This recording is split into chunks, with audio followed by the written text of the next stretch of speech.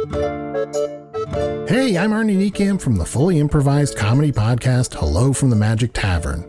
I'm here with my co-hosts, John the Talking Badger, Bing Bong, and Usador the Wizard. I greet thee, listeners. Look, I'm trapped in the magical land of Foon, so I started a podcast interviewing elves, unicorns, and other weirdos. We have great guests like Felicia Day, Jason Mantzoukas, Brennan Lee Mulligan, Amy Mann, and so many more. Oh, and I think one time we interviewed a sentient shoe?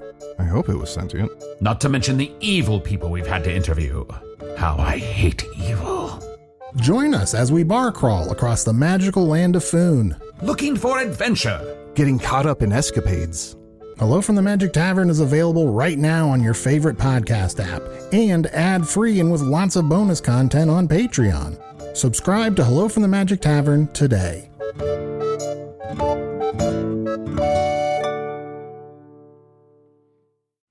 Hello, listener.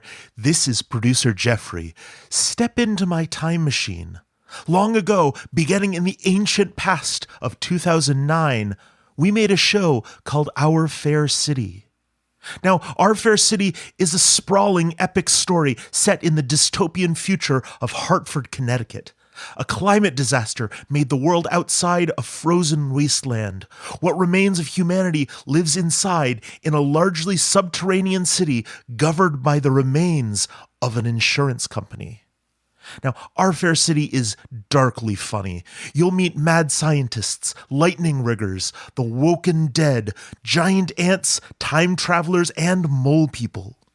We are currently re-releasing Our Fair City weekly, so this is a great time to join us for a romp through the tunnels of Heartlife. After today's episode, we'll be sharing a trailer for the show. I hope you'll check it out, and I would love you to join us in our listen of Our Fair City, found wherever you're listening to this podcast right now. Do we have to start this episode with a joke? It's part of our structure, the performative social contract we make with our audience, which allows for ease of access and a sense of familiarity they come to rely on. I don't really feel like making jokes about this right now. That's why I'm here. Okay. So, did you know that the Scarecrow in The Wizard of Oz is a zombie? How is he a zombie? Because all he wants is brains! That is not funny. Someone on the radio said something about the sun going out forever in a month or so. But we all knew the end was near, nothing to be done from here. So I shake my head and off to bed I go. Hello and welcome to World Gone Wrong, the podcast where we talk about the weird, so very weird, unbelievably weird, inconceivably, insufferably weird place our world has become. I'm Malik. And I'm Jamie. That's me. Before we start today, I'm going to apologize up top to you, Malik. Which you already did. Yeah, but again, and to you listeners, if I'm not quite as... what would the sound version of photogenic be? Audiogenic? If I'm less jokey or amiable. That's a good word, right? If I'm less amiable than I usually seem. It's just... This week's topic has been stressful, to say the least, personally. And what is today's subject, Jamie? Oh, today we're going to talk about the Boobach, a supernatural entity that has seemingly figured out how tech works. Not since snakes were introduced to planes has a creature so quickly adapted to master its environment. Okay, but before we get started, do you want to, What? Pluggy plug. Oh, plug. Yes. Okay.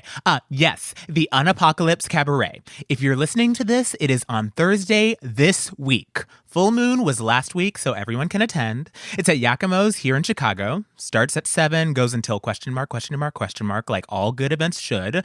Though that probably means about 11:30. It's a school night.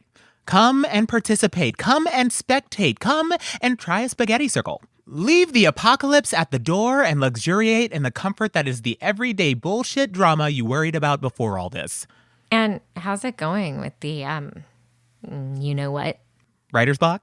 I thought we weren't supposed to say it. What is there to fear from a vanquished foe? Yes, I took that little brain weasel to task. I turned that block into a cone, filled it with ice cream, and licked it. That's a geometry joke and a pun. 2 for 1 special. Thus endeth what I remember of math. But yes, I have written. 'Tis done, and well, it was done quickly.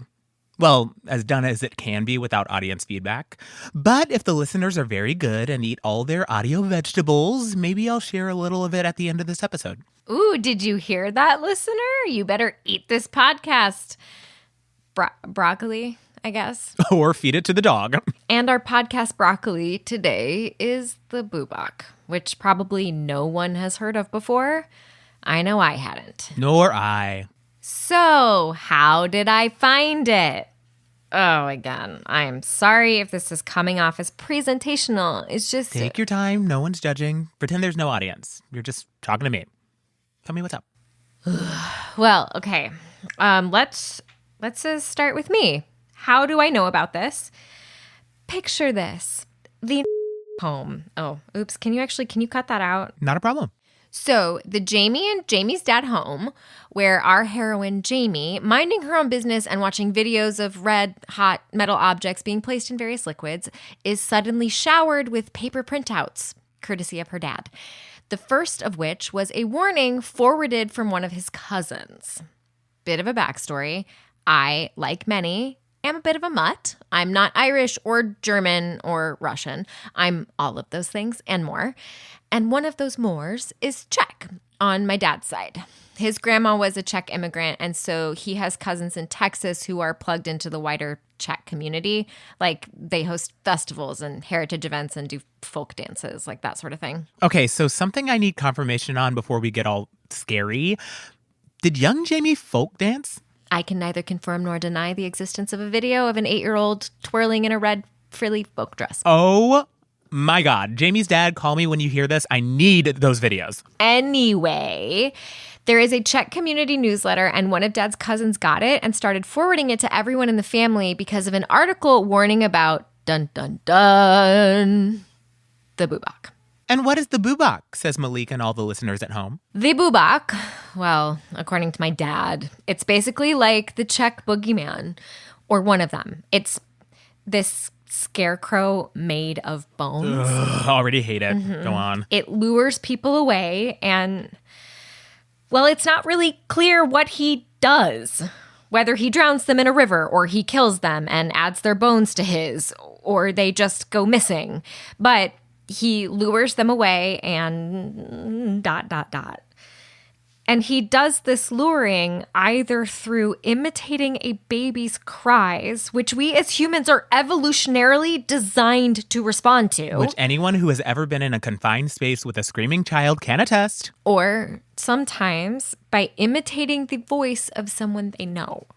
My dad says his grandma used to catch him watching some old horror movie, and she'd be like, "That Dracula," or "That Frankenstein, that's not scary. The bubak is scary." And then she'd terrify him with stories from the old country. And he'd go to bed with the lights on. Aw, generational trauma. Well, some of the old folk in the Czech community, they thought they saw a pattern in news reports about people going missing. And they told some people who put it in a newsletter. And now the whole Czech community is warning each other that the bubak is going around. Hold on. How could they tell? Right? What with the possibility of the full moon attacks, or fae nappings, or body-snatching aliens, or just...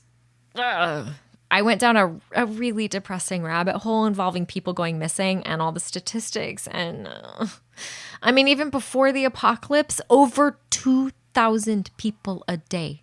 Poof. Just gone.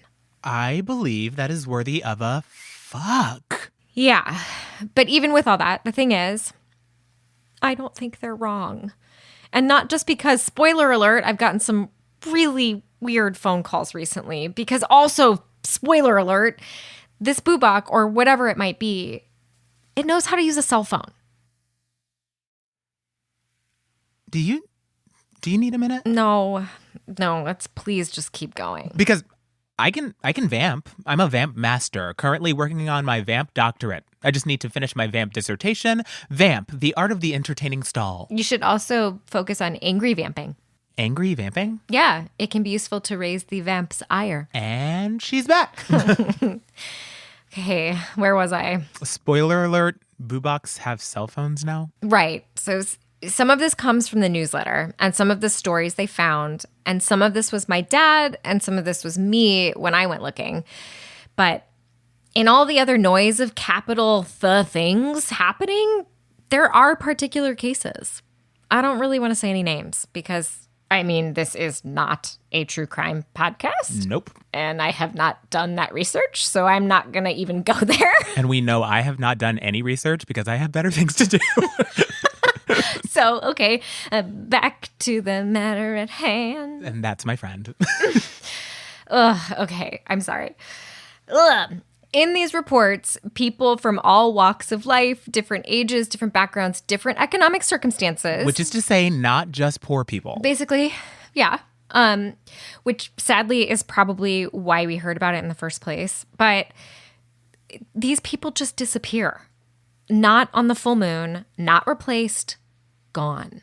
The only commonalities come from their phones.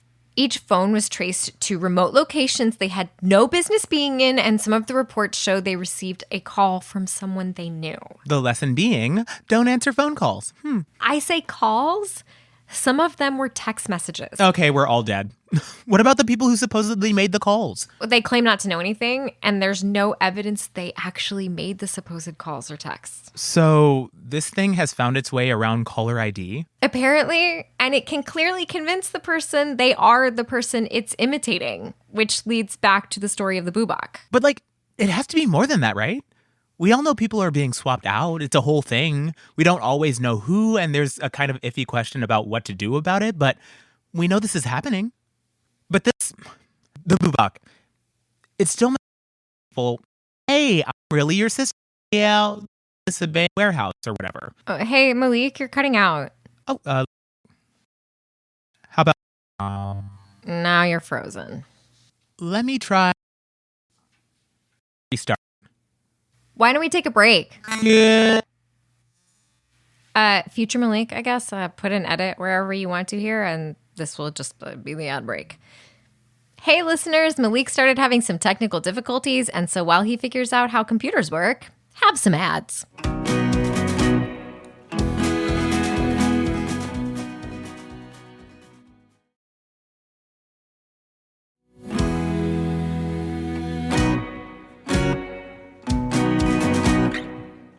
And we're back. Malik, you sound different. Well, Jamie and listening audience, that is because my computer decided to take this moment to crap out on me. But the pod must go on. And so, here I am, brought to you by the miracle that is the smaller computer, cameras, little addictions which rule our existences from their comfortable thrones inside our pockets.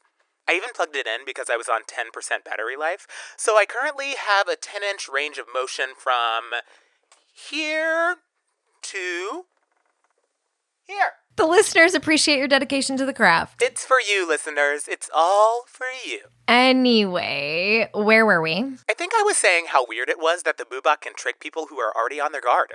Right. Maybe this would be a good place to go into those calls you were teasing about earlier. Oh, yes. As I alluded, we aren't just talking about the Boobach hypothetically today. I think I might be targeted. Yeah.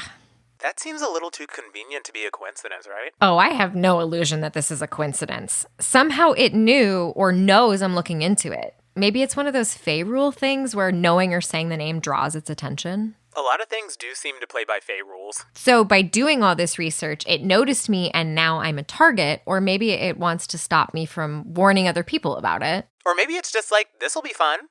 I'm an evil supernatural creature and need a laugh. But I've had 2 phone calls so far. And expecting a third. Because rule of threes. Exactly. The first one came last Thursday when a town councilor... I assume that last bit was in finger quotes? Yes. He called and asked if I could arrive the next day at 5 a.m. to record transcript of a call he was going to have with our sister city in Italy. Which was totally out of character for him. No, that is something he would definitely do. You want me to come in at 5 a.m.? You don't wait until 9:30 the night before. Either tell me earlier in the week about this meeting you have planned or figure out how to press record on Zoom and email me the video later to make a transcript or pay me. You said that to him, didn't you? Basically verbatim. One of the better aspects of this gig is that they can't really threaten to fire me because... You're just temporary. Right. I'm helping you out. So if you don't want me there, fine. I'll just go home. Meaning here. Or... Well, I was thinking here, as in my dad's place. Oh. But that too. Like, ideally, yes, everything settles down. I'm back in Chicago. Right. You don't even live there, really. Right. Right.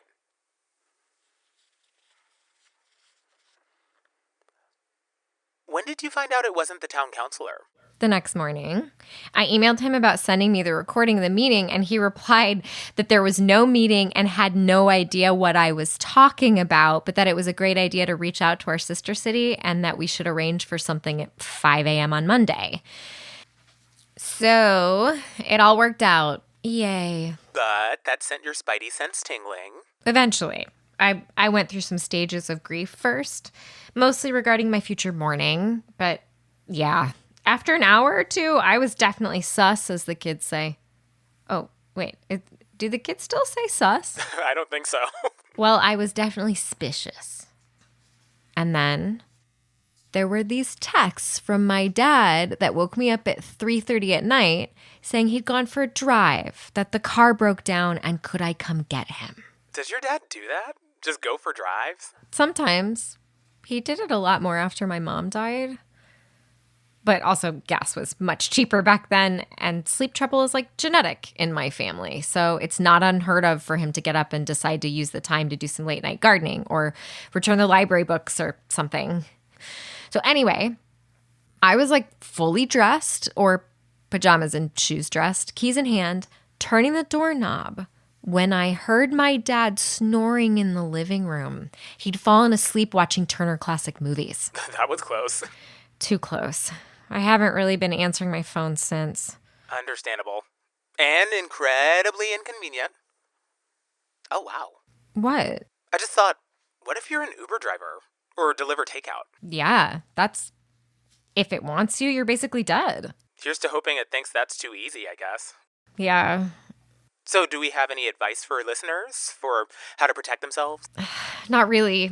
This isn't like a lycanthrope or fae problem where you can just say, hey, don't go out on the full moon, or have a horseshoe or some iron nails on hand just in case. There's no secret alien plan we can decipher. No exploitable weakness. This is just more... Primal? Yes. Yeah. A force of nature, like an embodiment of fear, of the dark. The only way to avoid it is to not go into the forest. There are some things you can do. Verify plans in person. It can sound like people and manipulate technology, but it's not a shapeshifter. So if you're in person, face-to-face with someone, you can know you're safe. Check any destination ahead of time. Make sure people will be around you and you won't be alone. Also, don't go alone. Arrange to travel in groups or in pairs. Basically, a lot of rules women have to follow everywhere anyway. So don't be alone and don't be where it wants you to be. Pretty much. Have you thought about maybe not being there? What do you mean? Well, it's targeting you there in Colorado. If you came home, like home. Here, it's not an issue anymore, right? A phone call can come from anywhere. Yeah, but it wouldn't chase you halfway across the country, would it? It might. Or it might not. You know? No. So, what if you came back here? For a bit. Until things calm down. I can't just leave. Why not? You left me. I'm sorry, but hear me out. You were staying there because it wasn't safe to come back, right? Well, it's not safe to stay either, so you might as well... But I have a job. You're not even getting paid. And you and I both know you could do all of it remotely. Look, you don't have to stay long. Just come up for the cabaret. It'll be fun. I promise I won't make you read a poem. Malik. Okay, I will try to make you read a poem, but you don't have to. I'll think about it. Meaning no. Meaning I'll think about it. Do you even really want to come back? Of course I do. Doesn't seem like it. Sometimes it feels like I'm doing all the work in this friendship. That's not fair. Maybe. But neither is expecting me to just wait here, to be here whenever you need me. Keeping your name on the lease, keeping Riley on as a sublet in case one day you decide you feel like coming back. Even though they're here. This was my idea. I initiated keeping in touch, like I always do. But you can't even entertain the idea of coming back, even for something that is really important to me, that means a lot, that I want to share with you. What do you want me to say? Say you'll be here. Say you'll come back. I am so sorry. My computer totally crapped out on me. That took so long. What? Malik? Who are you talking to? Bye, bestie.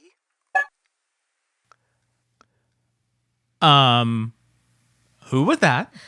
I think it was a bubak. What? It was trying to get me to come home. Home? As in your house? No, it's in Chicago. Oh. Oh. Can we not? I don't think I can do any more of this. Yeah, no problem. No.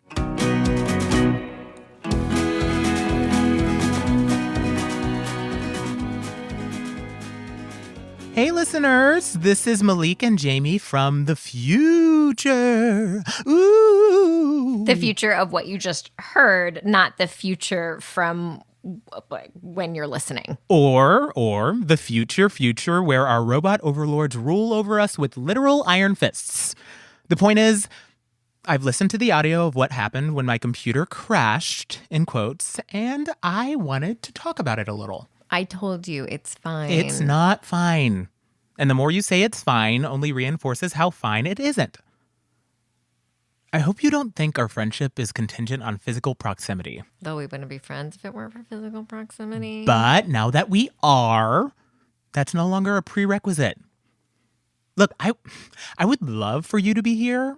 And yes, I'd love for you to come to the show, but it's not a big deal. Trust me, I know. I work at a restaurant. Many is the improv showcase and the musical workshop I've been dragged to and deeply, deeply regretted.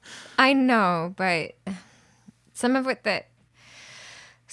it said, it hit a nerve. Like, you do initiate things more than me.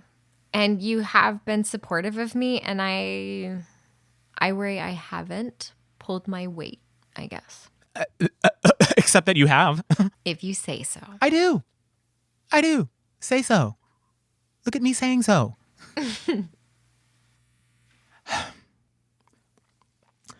I think it's time I read some of this poem for you. It's called My Magic Trick. Ladies and gentlemen, neither and both. Every point along the spectrum, all ages, all races, normal and neurodivergent brain cases, all who love how you love who you love, I invite you to behold, to see, to hear, to smell, to taste, to feel, whichever ones you choose. I invite, I entice, I entreat, I beseech, I beg you to witness my magic trick. There's nothing up my sleeve. Nothing to believe, nothing to see here. I do not need a volunteer because the trick has already begun. Wave your hand through the space. No wires, no trace, no outline of a face, a laugh, a fart, a smile, no late night talks, no walks from the red line train in the rain, no comfort, no hug, no shoulder to cry on when your heart breaks, no rage on your behalf, nothing standing between you and the text because maybe or just or what if I could change. Be different, be better, like someone else, not me, like another, like the other. No. A safeguard, an angel, an answer, a prayer, a ride and die, a purely platonic OTP, a BFF. For fuck's sake, stop. A friend is what you would see if you could see, but as you can see, there's nothing up my sleeve. Now watch. As the magic begins. Do you see it? Do you feel it? I touch the magic square. I put out the call. Send the signal to the sky. Say the magic word. Abracadabra, alakazam. Presto, changeo. Wham, bam, thank you, ma'am. And there you are. She's here. And it goes on for a few more pages, but I think you get the idea? That was beautiful. That was what I wanted to write about. the realest thing I've had to say since the end of the world started. Getting to talk to you about everything. It's what makes it all at all bearable. I'm pretty sure you'd be fine. Oh, I'd be bouncing off the walls. That is also true. I love you. I love you too. But most of all, we love you, our listeners. Ooh, a segue. So from me, Malik. And me, Jamie. We know things are getting weird, but we hope you stay baseline. And we wish for you an even better tomorrow. And even when it's ashes, there'll be part of me that wishes we could stay. Jamie and Malik are played by Hilary Williams and Michael Turrentine. This episode was written by Gregory Moran. Directed and edited by Jeffrey Nils Gardner. Our show art is by Carly Fairbanks. And our bangin' theme song is Falling in Love at the End of the World by Olivia and the Lovers. World Gone Wrong is produced and created by Jeffrey Nils Gardner and Eleanor Hyde.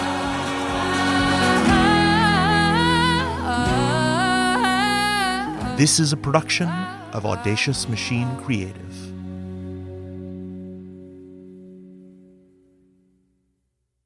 In this place, once known as Hartford, Connecticut, the wind doesn't howl. It screams. That screaming wind careens maliciously across the vast tundra until it breaks against the side of a monolithic structure. The Heart Life Tower. Former home of the Heart Life Insurance Company. Dear listener, these are the true dramatizations of our fair city's glorious history. You will meet the brave bureaucrats that keep us safe and orderly. Sorry for the confusion. MURDER is actually an acronym for our department. An unfortunate coincidence. The abominable mole people who dig the tunnels that keep us warm. They don't exist. There's no such thing as ant people. Mole people. And the most dangerous villains of all. Scientists. I swear, I'd forget my head if it wasn't sewn on. To say nothing of lightning riggers, time travelers, and simple interns. Every policy has a story to tell. Join us, dear listener, for the tale of our fair city, wherever you listen to podcasts. And remember, you owe everything to Heart Life. All the life you'll ever need.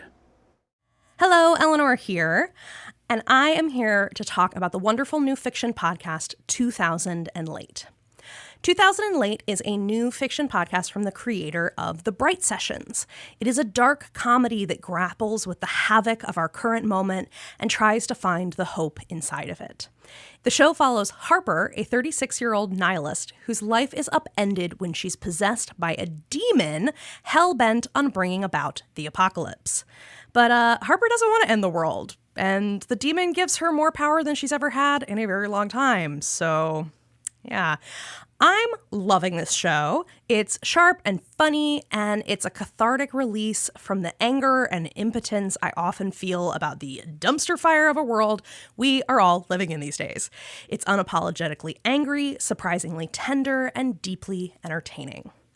I think that 2000 and Late is ideal for fans of Fleabag or Killing Eve, Jennifer's Body, Yellow Jackets, Venom. So, yeah, let's go create some havoc.